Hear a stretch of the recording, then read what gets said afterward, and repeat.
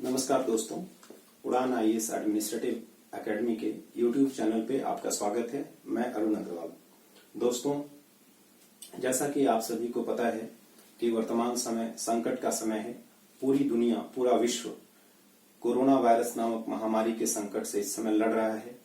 इससे दुनिया के तमाम बड़े बड़े देश, विकसित देश, आधुनिक देश व्यापक स्तर पे इसकी चपेट में आ चुके हैं। हमारा देश भी इस बीमारी की चपेट से अछूता नहीं है। दोस्तों, वर्तमान समय में इस बीमारी के दूसरे चरण में हमारा देश पहुंच चुका है और हम तीसरे चरण में पहुंचने के दरवाजे पर खड़े हैं। तीसरे चरण में इस महामारी के पहुंचने पर हमारे देश की स्थिति बहुत ही खराब हो सकती है। इटली, स्पेन, चाइना, इन सब देशों की स्थिति हम लोगों ने पहले ही देखी है। इन देशों में तीसरे और चौथे चरण में किस व्यापक स्तर पे लोगों को लील लिया, लोगों के जीवन को समाप्त कर दिया और वहां तमाम प्रकार के साधन, तमाम प्रकार की व्यवस्थाएं धरी की धरी रह गई। भारत जो कि विशाल जनसंख्या वाला देश है, यदि यहां पर यह बीमारी अपने तीसरे चरण में पहुंचती है तो हम और आप अंदाजा नहीं लगा सकते कि इससे किस स्तर पर क्षति होगी। इन्हीं सब तथ्यों को ध्यान में रखते हुए वर्तमान समय में अलग अलग राज्य सरकारें और केंद्र सरकार एक साथ मिलकर, एकजुट होकर इस बीमारी से लड़ने का पूरा प्रयास कर रही हैं। इसी संदर्भ में सरकार ने पूरे देश में अगले 21 दिनों के लिए लॉकडाउन की घोषणा कर दी है। ऐसी स्थिति में हम आप किसी का भी घर से बाहर निकलना खतरे से खाली नहीं है।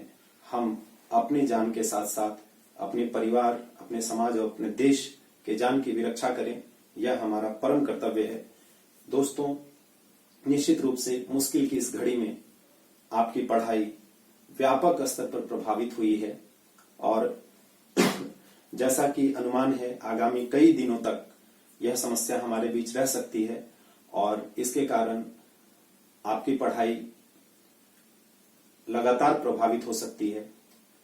इन्हीं तथ्यों को ध्यान में रख के हम लोगों ने जैसे ही संस्थानों को बंद करने की घोषणा की गई थी, तभी यह निर्णय लिया था कि हम ऑनलाइन क्लासेस के माध्यम से आप तक वीडियोस के द्वारा हम पढ़ाई लिखाई से संबंधित टॉपिक्स, कंटेंट्स आप तक पहुंचाते रहेंगे।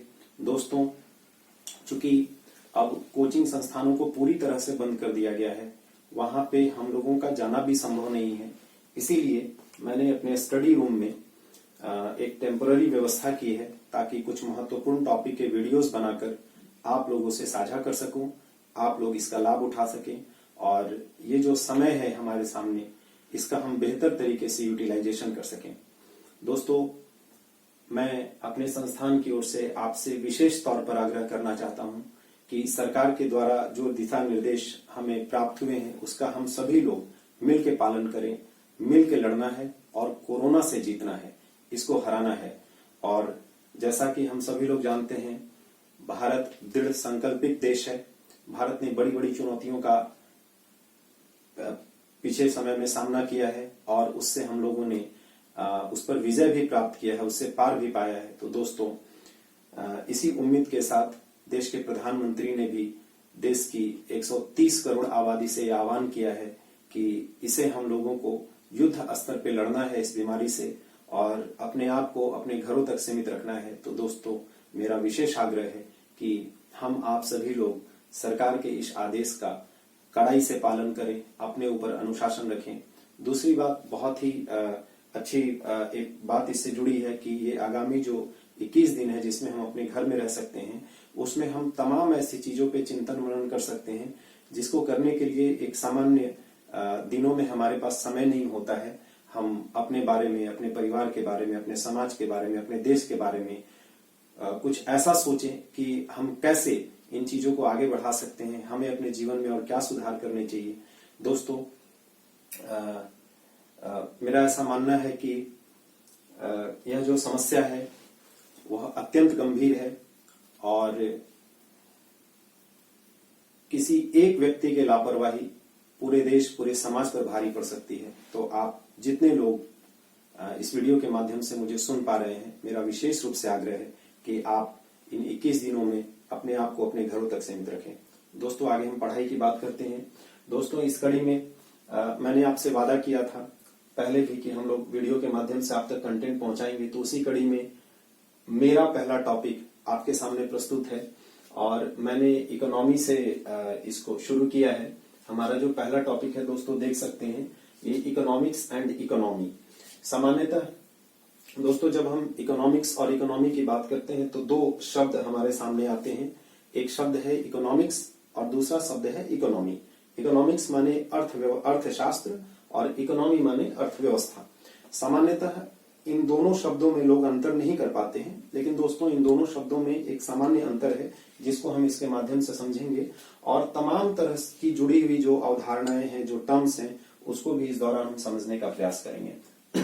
सबसे पहले दोस्तों हम इकोनॉमिक्स और इकोनॉमी का एक जनरल इंट्रोडक्शन यहाँ पे करना चाहेंगे। दोस्तों सबसे पहले हम ये बात करते हैं कि इकोनॉमिक्स यानी अर्थशास्त्र, इसकी आवश्यकता क्यों है। दोस्तों देखिए, जब हम मनुष्य के रूप में पृथ्वी पे आए तो हमारी आवश्यकताएं बहुत सीमित थी। हमारे पास संसाधन तो बहुत सारे थे, लेकिन हमारी आवश्यकताएं बहुत सीमित थी। लेकिन जैसे जैसे मानव सभ्यता का विकास होता चला गया, वैसे वैसे हमारी आवश्यकताएं या हमारी इच्छाएं लगातार बढ़ती चली गई। और दोस्तों आज ऐसा समय है कि हमारी इच्छाएं या आवश्यकताएं, आप जो भी बोल दें, मैं दोनों को समानार्थी रूप से इस्तेमाल कर रहा हूं। आवश्यकताएं और इच्छाएं जो है वो अनंत हो चुकी हैं। हमारे पास जब कोई एक वस्तु या एक सुविधा प्राप्त होती है तो हम दूसरे सुविधा की अपने आप अपेक्षा करना शुरू कर देते हैं। लेकिन दोस्तों इन आवश्यकताओं को या इन इच्छाओं को पूरा करने के जो साधन हैं इस पृथ्वी पे, वो सीमित हैं। तो दोस्तों इस सीमित साधनों से इन असीमित आवश्यकताओं की पूर्ति कैसे की जाए, इसके लिए हमें संसाधनों का बेहतरीन इस्तेमाल करना पड़ेगा, संसाधनों का इष्टतम इस्तेमाल करना पड़ेगा, संसाधनों का इस प्रकार से इस्तेमाल करना पड़ेगा कि अधिक से अधिक लोगों की अधिक से अधिक आवश्यकताओं को पूरा किया जा सके। और इसी उद्देश्य को पूरा करने के लिए, इसी लक्ष्य को पूरा करने के लिए हम लोग जिस विषय की पढ़ाई करते हैं उसी विषय को हम इकोनॉमिक्स कहते हैं। इसी बात को ठीक करने के लिए, इसी को व्यवस्थित रूप से, सुचारू रूप से संसाधनों का कैसे हम इस्तेमाल करें, इन्हीं बातों को पढ़ने के लिए एक सब्जेक्ट को गढ़ा गया, एक सब्जेक्ट को जन्म दिया गया, जिस विषय का नाम है इकोनॉमिक्स। तो दोस्तों यहां से हम लोग आगे बढ़ते हैं। सबसे पहला हमारा प्रश्न है कि इकोनॉमिक्स क्या है। यह प्रश्न हमारे मन में आता है। तो दोस्तों इकोनॉमिक्स के बारे में जो सामान्य अवधारणा है, जो सामान्य लोगों की सोच है, अर्थशास्त्रियों की सोच है, उसको मैं बहुत ही सामान्य तरीके से आपको चीजों को समझाने का प्रयास करता हूं। क्योंकि आप केवल इकोनॉमिक्स शब्द पे डिस्कशन करेंगे तो मुझे लगता है कि आप कई कई दिनों तक डिस्कशन कर सकते हैं, लेकिन हम जो पढ़ाई करेंगे वो एग्जामिनेशन के पॉइंट ऑफ व्यू से करेंगे। परीक्षा में किस तरह के प्रश्न पूछे जाते हैं, हमारी क्या आवश्यकताएं हैं, उसी के दायरे में हम लोग पढ़ाई करेंगे। ठीक है दोस्तों, तो देखिए जो अर्थशास्त्र है, यह अर्थशास्त्र के विषय में हम सामान्य तरीके से बता सकते हैं कि यह एक विषय है।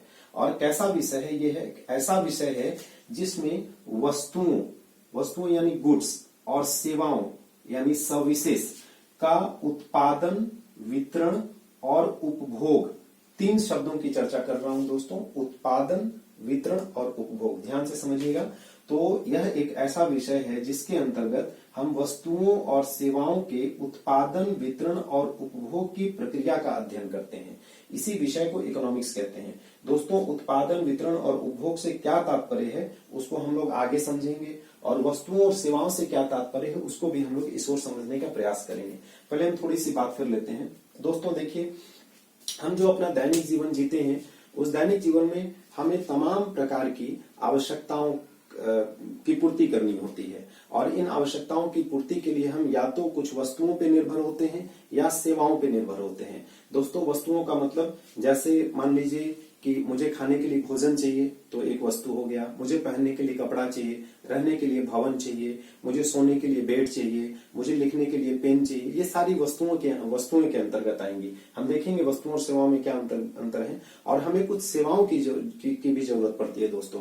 जैसे यदि हम बीमार पड़ जाते हैं तो हमें डॉक्टर से इलाज कराना होता है, यदि हमें ज्ञान अर्जित करना होता है तो हमें किसी शिक्षक से ज्ञान प्राप्त करना होता है, यदि हम मुद्रा का लेन देन करते हैं बैंकों के माध्यम से तो हमें बैंकिंग सुविधाएं चाहिए होती हैं, यदि हमें एक जगह से दूसरी जगह जाना होता है तो हमें परिवहन की सुविधा चाहिए होती है। ये सारी चीजें सेवाओं के अंतर्गत आती है। तो दोस्तों हम देखेंगे वस्तुओं और सेवाओं में अंतर। तो कहने का तात्पर्य है कि हमें अपनी आवश्यकताओं को पूरा करने के लिए तमाम प्रकार की वस्तुओं और सेवाओं की जरूरत पड़ती है। और ये वस्तुएं और सेवाएं आती कहां से हैं? तो दोस्तों प्रकृति ने हमें जो प्राकृतिक संसाधन दिए हैं, उन्हीं संसाधनों का इस्तेमाल करके हम कुछ वस्तुओं और सेवाओं का उत्पादन करते हैं, उसका वितरण करते हैं और उसका उपभोग करते हैं। तो दोस्तों उत्पादन, वितरण और उपभोग से क्या तात्पर्य है उसको समझते हैं। क्यों? क्योंकि जब हम अर्थशास्त्र की बात करते हैं तो इसमें दो ही बात मूलभूत है कि वस्तुओं और सेवाओं के उत्पादन, वितरण और उपभोग की प्रक्रिया का अध्ययन। तो वस्तुओं और सेवाओं को इधर समझेंगे और उत्पादन, वितरण और उपभोग को हम इधर समझेंगे। ठीक है दोस्तों, तो सबसे पहले हम वस्तुओं और सेवाओं को समझ लेते हैं। दोस्तों देखिए, वस्तुओं और सेवाओं में कई बार कंफ्यूजन हो जाता है। मूलभूत अंतर क्या है इसको हम समझ लेते हैं। दोस्तों वस्तुएं जो है वो मूर्त होती हैं, टैंजिबल होती हैं, जिनका कुछ रंग, रूप, आकार होता है। जैसे ये पेन, ये बोर्ड, जैसे ये जो शर्ट मैंने पहना है, जैसे ये चश्मा जो मैंने पहना है, जैसे हम किताबों का इस्तेमाल करते हैं, कॉपियों का इस्तेमाल करते हैं, हम मिठाइयों का इस्तेमाल करते हैं, हम तमाम प्रकार की खाद्य वस्तुओं का इस्तेमाल करते हैं। ये सारी वस्तुओं के अंतर्गत आएंगी। क्यों? क्योंकि इनका ये मूर्त है, इनका अपना रंग है, इनका आकार है, इनका रूप है, इनको हम देख सकते हैं, इनको हम छू सकते हैं। तो ये सारे मूर्त चीजें जो भी हमारे आसपास दिखाई पड़ती हैं वो सारी वस्तुएं हैं, है ना। दूसरा, वस्तुएं जो है वो दृश्यमान होती हैं, वस्तुओं को हम देख सकते हैं। लेकिन इसके विपरीत दोस्तों अगर हम सेवाओं की बात करें तो सेवाएं जो है वो अमूर्त होती हैं। अमूर्त माने इनटैंजिबल होती हैं, माने हम सेवाओं को छू नहीं सकते, सेवाओं का कोई फिजिकल फॉर्म नहीं होता, सेवाओं का कोई रंग, रूप, आकार नहीं होता।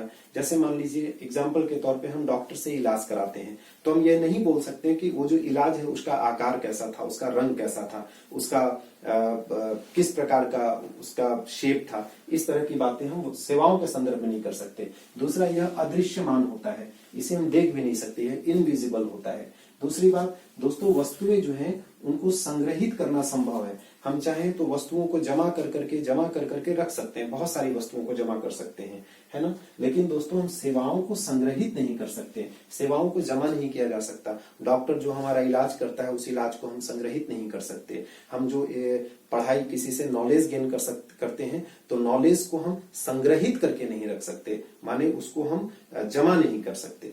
तीसरी बात दोस्तों, यहीं पे आप कह सकते हैं कि वस्तुएं जो हैं ये काउंटेबल होती हैं, ये गणना योग्य होती हैं। मैं यहाँ पे जोड़ दे रहा हूँ, गणना योग्य होती हैं, इन्हें आप काउंट कर सकते हैं 1 2 3 4 5। लेकिन दोस्तों सेवाओं की गणना नहीं कर सकते। आपने जैसे मान लीजिए कि बहुत सारा इकोनॉमी का ज्ञान अर्जित कर लिया तो आप बता नहीं सकते कि 1 है, 2 है, 3 है, 4 है। इस तरह से हम गणना नहीं कर सकते, यानी यह गणना योग्य नहीं है, यह गणना योग्य नहीं है, नॉन काउंटेबल है।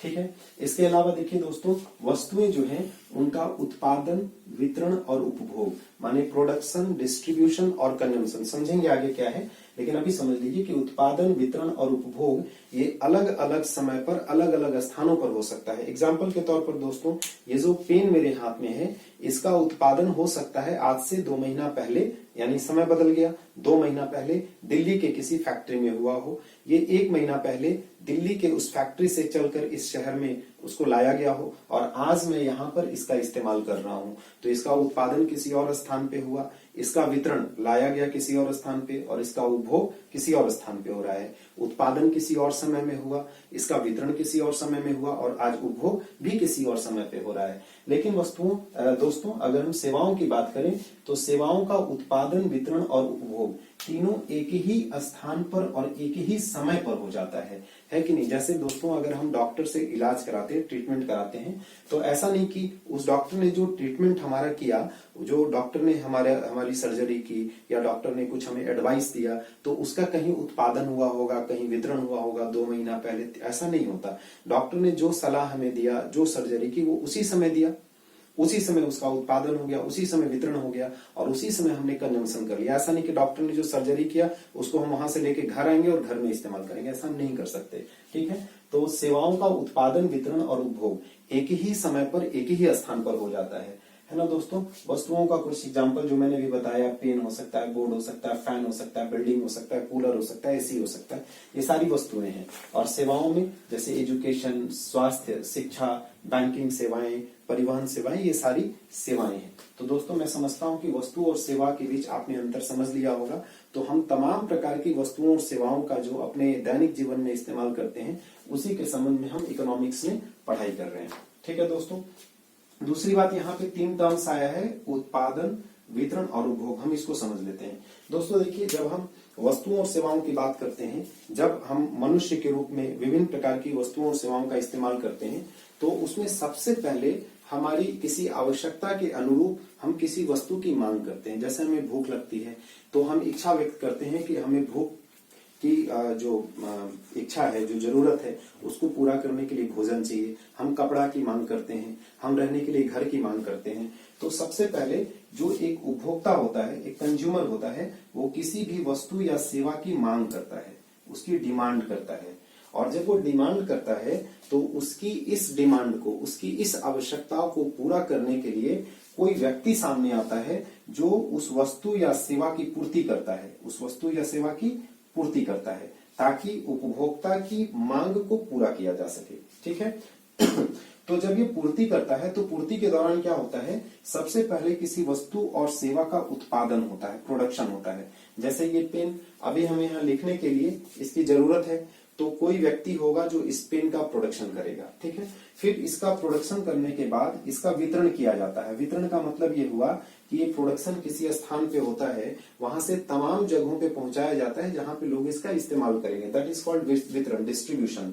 और जब ये वितरण हो जाता है, यानी उत्पादन और वितरण का काम जो है, ये या तो उत्पादक करते हैं या फिर विक्रेता करते हैं। ठीक है दोस्तों। तो उत्पादन और वितरण के बाद ये जो पेन है, ये किसके पास पहुंचता है, जिसने मांग किया था, जो डिमांड किया था, उसके पास पहुंचता है। और वो क्या करता है, इसका उपभोग करता है। मैं भी इस पेन से लिख रहा हूं, यानी इसका उपभोग हो रहा है, कंजम्पशन हो रहा है। तो ये प्रक्रिया होती है उत्पादन, वितरण और उपभोग में। तो दोस्तों मैं समझता हूं कि अर्थशास्त्र क्या है, ये आपको समझ में आ रहा होगा। जो तमाम तरह की वस्तुएं और सेवाएं हैं, है ना, उनका किसी न किसी के द्वारा उत्पादन, किसी के द्वारा वितरण और किसी के द्वारा उसका उपभोग किया जाता है। और इन्हीं वस्तुओं और सेवाओं के उत्पादन, वितरण और उपभोग की प्रक्रिया से संबंधित जो सिद्धांत हैं, जो नियम हैं, इनके बारे में हम जिस विषय में पढ़ते हैं, उसी विषय का नाम अर्थशास्त्र है, इकोनॉमिक्स है। तो ये तो एक बात हो गई दोस्तों कि इकोनॉमिक्स क्या है।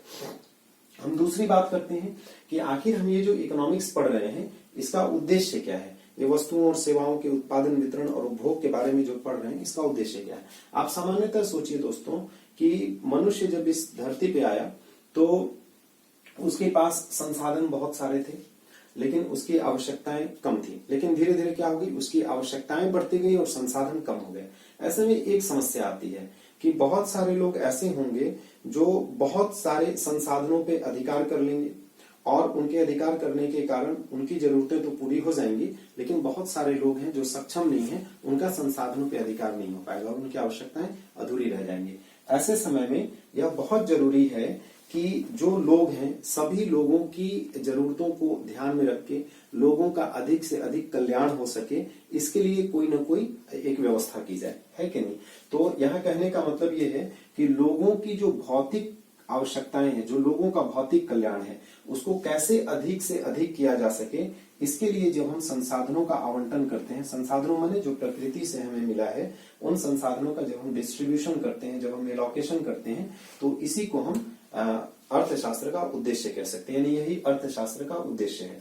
दोस्तों संसाधनों के आवंटन का मतलब क्या है, मतलब ये है कि हम किस वस्तु का उत्पादन करें। जैसे मान लीजिए कि जंगल से लकड़ी कट के आई, जंगल की उस लकड़ी से हम घर का दरवाजा भी बना सकते हैं, जंगल की उस लकड़ी से हम रेलवे की पटरी भी बना सकते हैं, हम रेलवे का डब्बा भी बना सकते हैं, जंगल की उस लकड़ी का इस्तेमाल हम फर्नीचर बनाने के लिए भी कर सकते हैं, घर बनाने के लिए भी कर सकते हैं, जलावन के रूप में भी कर सकते हैं। तो दोस्तों मान लीजिए किसी एक व्यक्ति के पास वो संसाधन पहुंचा, उसने सारी लकड़ियों से घर का दरवाजा बना दिया। अब आप खुद सोचिए, वैसे लोग जिनके पास जलावन के लिए लकड़ियों का इस्तेमाल के अलावा और कोई दूसरा चारा नहीं है, वो तो भूखे रह जाएंगे ऐसी अवस्था में। तो दूसरी बात आती है कि हम किस चीज का उत्पादन करें और कितनी मात्रा में करें, और तीसरी बात किसके लिए करें। जब इन 3 चीजों को ध्यान में रख के हम संसाधनों का इस्तेमाल करते हैं, तब उसी को संसाधनों का आवंटन कहते हैं। यानी कि हमें क्या बनाना है, जो जंगल से लकड़ी आई उससे दरवाजा बनाना है या फर्नीचर बनाना है या रेलवे की पटरी बनानी है, और कितना बनाना है। ऐसा नहीं कि पूरे लकड़ी से हम दरवाजा बना दिया, कितना दरवाजा बनाना है, कितना ट्रेन के डब्बे में इस्तेमाल करना है, कितना फर्नीचर में इस्तेमाल करना है और किसके लिए करना है, ये बहुत जरूरी बात है। जब हम इस बात पे विचार करते हैं तभी हम इसको कहते हैं संसाधनों का आवंटन। और जब हम संसाधनों का आवंटन जितना बेहतर तरीके से करते हैं, समाज में रहने वाले लोगों का उतना बढ़िया कल्याण होता है, उतना व्यवस्थित तरीके से लोग अपना जीवन यापन कर पाते हैं। ठीक है दोस्तों, तो ये तो हो गया अर्थशास्त्र का उद्देश्य। तो एक तो हमने समझ लिया कि अर्थशास्त्र क्या है। तो अर्थशास्त्र वस्तुओं और सेवाओं के उत्पादन, वितरण और इसके उपभोग की प्रक्रिया के अध्ययन से संबंधित है। और इसका उद्देश्य क्या है? इसका उद्देश्य है कि समाज में जो लोग रह रहे हैं उनकी भौतिक आवश्यकताओं को, भौतिक कल्याण को पूरा करना, उनकी भौतिक जरूरतों को पूरा करना है कि नहीं। और इसके लिए हम संसाधनों का आवंटन करते हैं और संसाधनों का आवंटन करके हम ये सुनिश्चित करते हैं कि हम कुछ इस तरीके से संसाधनों से, प्राकृतिक संसाधनों से हम इस तरीके की चीजों का निर्माण करें कि ज्यादा से ज्यादा लोगों की ज्यादा से ज्यादा जरूरतों को पूरा किया जा सके। ठीक है दोस्तों, अब तीसरी बात, ये जो अर्थशास्त्र है, अर्थशास्त्र जो है उसको दो प्रकार में बांट सकते हैं दोस्तों। एक नॉर्वे के इकोनॉमिस्ट थे रेगनर फ्रिस्ट, नाम ध्यान में रखिएगा दोस्तों। ये रेगनर फ्रिस्ट के बारे में कई बार सवाल पूछा जा चुका है। नॉर्वेन इकोनॉमिस्ट थे रेगनर फ्रिस्ट। इन्होंने सबसे पहले अर्थशास्त्र को व्यष्टि अर्थशास्त्र और समष्टि अर्थशास्त्र दो पार्ट में बांट दिया, micro economics and macro economics. मैं जहां तक समझता हूं 11th-12th क्लास में कई सारे बच्चों ने माइक्रो एंड मैक्रो इकोनॉमिक्स के बारे में जरूर पढ़ा होगा। नहीं भी पढ़ा होगा तो कोई बात नहीं, हमें थोड़ी सी बेसिक बातें समझनी है। तो एक को हम कहते हैं व्यष्टि अर्थशास्त्र और एक को कहते हैं समष्टि अर्थशास्त्र। अब दोस्तों यहाँ पे हम अंतर समझ लेते हैं कि दोनों में मूलभूत अंतर क्या है। तो दोस्तों देखिए, ये जो व्यष्टि अर्थशास्त्र है इसके अंतर्गत हम किसी व्यक्तिगत आर्थिक इकाई, इंडिविजुअल इकोनॉमिक एंटिटी का अध्ययन करते हैं। जैसे मान लीजिए जब हम किसी एक व्यक्ति के इनकम के बारे में पढ़ाई करें, या हम किसी एक फर्म के उत्पादन के बारे में जानने का प्रयास करें, या हम किसी एक वस्तु के मूल्य से संबंधित बातों को जानने का प्रयास करें, तब हम उसे व्यष्टि अर्थशास्त्र के अंतर्गत रखेंगे। यानी जब हम छोटे स्तर पे, किसी व्यक्तिगत स्तर पे अर्थव्यवस्था से संबंधित, अर्थशास्त्र से संबंधित अध्ययन का प्रयास करते हैं तब उसको हम व्यष्टि अर्थशास्त्र कहते हैं। लेकिन जब हम समग्रता में, पूरी इकोनॉमिक सिस्टम को समग्रता में समझने का प्रयास करते हैं तब उसी को हम समष्टि अर्थशास्त्र कहते हैं दोस्तों। ठीक है, जैसे मान लीजिए हम जब किसी एक व्यक्ति के आय की बात कर रहे हैं तो उसे हम व्यष्टि अर्थशास्त्र के अंतर्गत रखेंगे। लेकिन जैसे ही हम किसी पूरे देश के आय की बात कर रहे हैं, नेशनल इनकम की बात कर रहे हैं, राष्ट्रीय आय की बात कर रहे हैं, तो इसी को हम समष्टि अर्थशास्त्र में रखेंगे। जब हमने किसी एक फर्म के, रिलायंस के केवल उत्पादन को समझा, केवल टाटा के उत्पादन को समझा, तो हम उसको व्यष्टि अर्थशास्त्र बोल सकते हैं। लेकिन हम जब पूरे देश में उत्पादन की बात कर रहे हैं, राष्ट्रीय उत्पादन की, जीडीपी की बात कर रहे हैं, सकल घरेलू उत्पाद की बात कर रहे हैं, तो उसे हम समष्टि अर्थशास्त्र के अंतर्गत रखेंगे।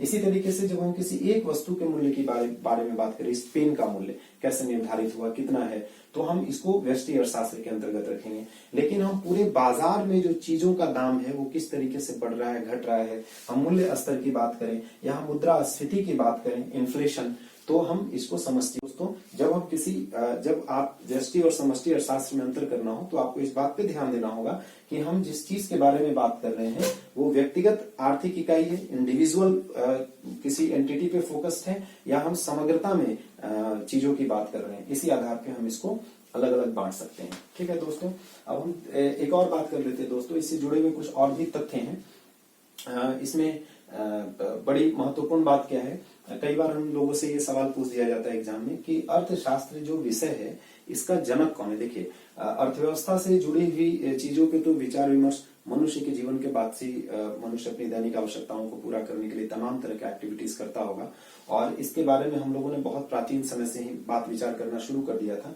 लेकिन वर्तमान समय में जिस प्रकार की अर्थव्यवस्था संचालित होती है, जिस तरीके से आर्थिक व्यवस्थाएं चल रही हैं, इसके बारे में सबसे पहले स्कॉटलैंड के एक अर्थशास्त्री एडम स्मिथ ने एक व्यापक स्तर पे इसका खाका रखा, और इसीलिए हम लोग एडम स्मिथ को अर्थशास्त्र का पिता, अर्थशास्त्र का जनक, फादर ऑफ इकोनॉमिक्स कहते हैं। ठीक है दोस्तों, ध्यान रखिएगा, ये स्कॉटलैंड के अर्थशास्त्री थे। लेकिन ध्यान रखिएगा रेगनर फ्रिस्ट ये नॉर्वे का अर्थशास्त्री था, तो ये थोड़ा सा ध्यान में रखना है, नहीं तो कई बार एग्जाम में पूछ दिया जाता है। ये जो एडम स्मिथ थे इनको पूंजीवाद का जनक भी कहते हैं। पूंजीवाद का जनक क्यों कहते हैं, पूंजीवाद क्या होता है, ये सारी बातें हम लोग आगे समझेंगे दोस्तों। यहाँ से 2-3 सवाल बड़ी महत्वपूर्ण हैं। एक तो अर्थशास्त्र का पिता एडम स्मिथ को कहते हैं, ये सवाल पूछा जाता है। दूसरा, एडम स्मिथ कहाँ के रहने वाले थे, स्कॉटलैंड के रहने वाले थे।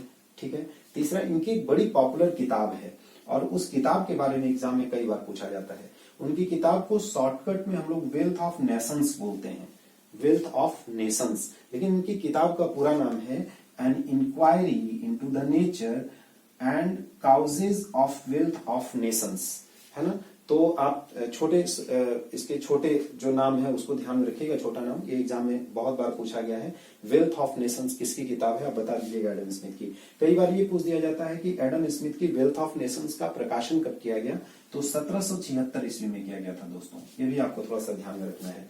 और एडम स्मिथ ने एक थ्योरी दिया था, ये थ्योरी तो बहुत पहले से प्रचलित है, लेकिन इस थ्योरी का इन्होंने समर्थन किया था और इस पर बहुत काम किया इन्होंने। लेसेस फेयर, अहस्तक्षेप की नीति।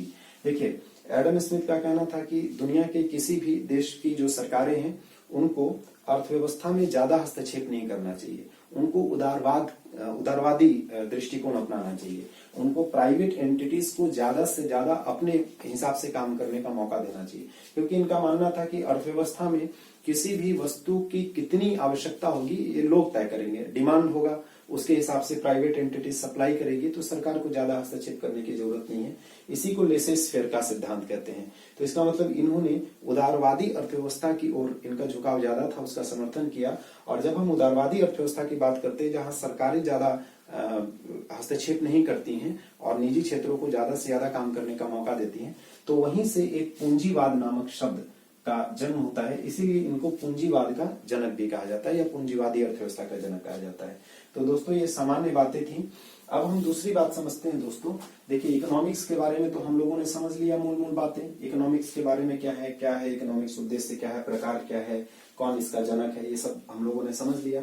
अब एक वर्ड है इकोनॉमी, जिसको हम हिंदी में अर्थव्यवस्था कहते हैं। तो इकोनॉमिक्स माने अर्थशास्त्र, इकोनॉमी मतलब अर्थव्यवस्था। तो दोस्तों यहाँ पे समझना है कि इकोनॉमी क्या है, अर्थव्यवस्था क्या है। तो देखिए, किसी भी देश, किसी भी क्षेत्र या किसी भी एक सीमा के अंतर्गत जब अर्थशास्त्र से संबंधित सिद्धांतों का व्यवहारिक इस्तेमाल किया जाता है, यानी जो हमने यहाँ पे उत्पादन, वितरण और उपभोग की प्रक्रिया से संबंधित सिद्धांतों की बात की, जब हम इसको प्रैक्टिकल लाइफ में इस्तेमाल करते हैं, जब इसका यूज करते हैं, तो उसी को हम अर्थव्यवस्था कहते हैं दोस्तों। ठीक है, तो आप सीधा सीधा बोल सकते हैं क्या कि अर्थशास्त्र का व्यवहारिक प्रयोग अर्थव्यवस्था कहलाता है, कोई परेशानी नहीं है। अब ये जो अर्थव्यवस्था है दोस्तों, ये अर्थव्यवस्था को कुछ प्रकारों में बांटा गया है। दुनिया के अलग अलग देशों में वहां की सरकार की अलग अलग नीतियां होती हैं, वहां का जो सामाजिक पृष्ठभूमि, वहां की ऐतिहासिक पृष्ठभूमि, वहां की राजनीतिक पृष्ठभूमि अलग अलग होती है। उसी के संदर्भ में वहां की सरकारें निर्णय लेती हैं। इस आधार पे दुनिया के अलग अलग क्षेत्रों में, अलग अलग देशों में अलग अलग प्रकार की अर्थव्यवस्था का जन्म हुआ या आर्थिक प्रणाली का जन्म हुआ। तो दोस्तों, जो अर्थव्यवस्था है या आर्थिक प्रणाली है, उसके कई प्रकार हो सकते हैं। उसमें से एक प्रणाली है जिसको कहते हैं पूंजीवादी अर्थव्यवस्था। इसके बारे में हम लोग अगले वीडियो में समझेंगे कि इनमें मूलभूत अंतर क्या है, क्योंकि कई बार एग्जाम में ये पूछा जाता है। तो पूंजीवादी अर्थव्यवस्था, ठीक है दोस्तों, मैं छोटी सी बात बता देता हूँ। जैसे एडम स्मिथ ने क्या कहा कि सरकारों को अर्थव्यवस्था के क्षेत्र में ज्यादा हस्तक्षेप नहीं करना चाहिए, निजी क्षेत्रों को काम करने का ज्यादा से ज्यादा मौका देना चाहिए। तो इसी प्रकार की अर्थव्यवस्था को हम पूंजीवादी अर्थव्यवस्था कहते हैं। एग्जाम्पल के तौर पे अमेरिका में इसी प्रकार की अर्थव्यवस्था को अपनाया गया है। ठीक है, दूसरी बात, इससे बिल्कुल ही विपरीत एक अर्थव्यवस्था है जिसका नाम है समाजवादी अर्थव्यवस्था, जिसको हम सोशलिस्ट इकोनॉमी कहते हैं। इसमें क्या है दोस्तों, किसी भी देश में जो आर्थिक गतिविधियां होती हैं, उत्पादन, वितरण और उपभोग की जो प्रक्रिया चलती है, उसमें सरकार ज्यादा से ज्यादा हस्तक्षेप करती है। उसमें सरकारों का इंटरवेंशन अधिक से अधिक होता है। सरकार तमाम प्रकार से अर्थव्यवस्था को, आर्थिक प्रणाली को अपने नियंत्रण में रखने का प्रयास करती है। इसी प्रकार की अर्थव्यवस्था को हम समाजवादी अर्थव्यवस्था कह सकते हैं। दोस्तों, रसिया या यूएसएसआर का जो नया नाम है रशिया, वह इसका पालन करता है या इसको अपनाता है। तो हम एग्जाम्पल के तौर पर रशिया को देख सकते हैं। यहां से इतर एक और दूसरी प्रकार की अर्थव्यवस्था का जन्म हुआ, मिश्रित अर्थव्यवस्था। मिश्रित नाम से ही स्पष्ट है दोस्तों, माने इसमें दो अलग अलग प्रकार के जो विशेषताएं हैं वो मिली हुई होंगी। तो ऐसी अर्थव्यवस्था जिसमें पूंजीवादी और समाजवादी इन दोनों प्रकार की विशेषताओं का मिश्रण मिलता है, उसे हम मिश्रित अर्थव्यवस्था कहते हैं। तो भारत में, हमारे देश में इसी प्रकार की अर्थव्यवस्था है। कई बार अलग अलग परीक्षाओं में यह प्रश्न पूछा जा चुका है कि भारतीय अर्थव्यवस्था का रूप कैसा है या इसका किस प्रकार का है, इसका लक्षण कैसा है, तो आप बता सकते हैं मिश्रित अर्थव्यवस्था दोस्तों। ठीक है। इससे इतर एक और अर्थव्यवस्था है जो समाजवादी अर्थव्यवस्था से थोड़ा मिलता जुलता है, जिसको हम साम्यवादी कम्युनिस्ट इकोनॉमी के नाम से जानते हैं। और दोस्तों ये पूरी दुनिया में कहीं भी लागू नहीं है, क्योंकि ये एक काल्पनिक अर्थव्यवस्था है। इसके सिद्धांत कुछ ऐसे हैं जिसको व्यवहारिक स्तर पर लागू करना संभव नहीं है। कार्ल मार्क्स आपने सुना होगा, एक बहुत ही क्रांतिकारी व्यक्ति था और इन्होंने साम्यवादी अर्थव्यवस्था का सिद्धांत दिया था। अगले वीडियो में हम लोग जब इसमें अंतर करेंगे तो वहां पे समझेंगे कि समाजवादी अर्थव्यवस्था क्या होता है। तो दोस्तों अंत में मैं यही कहूंगा कि इस वीडियो के माध्यम से मैंने एक टॉपिक आपको समझाने का प्रयास किया, जिसमें अर्थव्यवस्था और अर्थशास्त्र या कहें अर्थशास्त्र और अर्थव्यवस्था, इकोनॉमिक्स और इकोनॉमी के बीच मूलभूत अंतर क्या है उसको मैंने समझाने का प्रयास किया। उसके अलग अलग डायमेंशंस आपको बताने की कोशिश की। दोस्तों ये बहुत ही महत्वपूर्ण टॉपिक है। अगर किसी को भी इकोनॉमी पढ़ना है तो ये बेसिक बातें हैं जिसको समझना होगा। अगला वीडियो जो हमारा होगा उसमें अर्थव्यवस्था के ये जो अलग अलग प्रकार हैं उसको समझते हुए हम लोग, यहाँ एक वर्ड है डिमांड और एक वर्ड है सप्लाई, मांग और पूर्ति, इन दोनों से जुड़े हुए कुछ सिद्धांत हैं, कुछ नियम हैं, उसको हम जानने का प्रयास करेंगे। और ऐसे करते हुए एक एक वीडियो में बनाता चलूंगा, उसको YouTube पे अपलोड करता चलूंगा। दोस्तों आपसे गुजारिश है, आपसे आग्रह है कि अगर आप को ये वीडियो अच्छा लग रहा है और आप इसी प्रकार के और वीडियोस YouTube पे चाहते हैं तो आप जल्दी से सब्सक्राइब बटन पे क्लिक कर दीजिए, हमारा चैनल को सब्सक्राइब कर दीजिए, ताकि हम और उत्साह के साथ और अलग अलग टॉपिक के वीडियो आपके सामने प्रस्तुत कर सकें और आपकी पढ़ाई और आसान हो सके। दोस्तों बहुत बहुत धन्यवाद। मैं पुनः आपसे आग्रह करता हूं कि ये जो आगामी 21 दिन है उस 21 दिन में सरकार के द्वारा दिए गए निर्देशों का पालन करें, घर में रहें, स्वस्थ रहें, सुरक्षित रहें, खुद को भी स्वस्थ रखें, खुद को भी सुरक्षित रखें और अपने परिवार, समाज और देश को भी सुरक्षित रखें। बहुत बहुत धन्यवाद दोस्तों।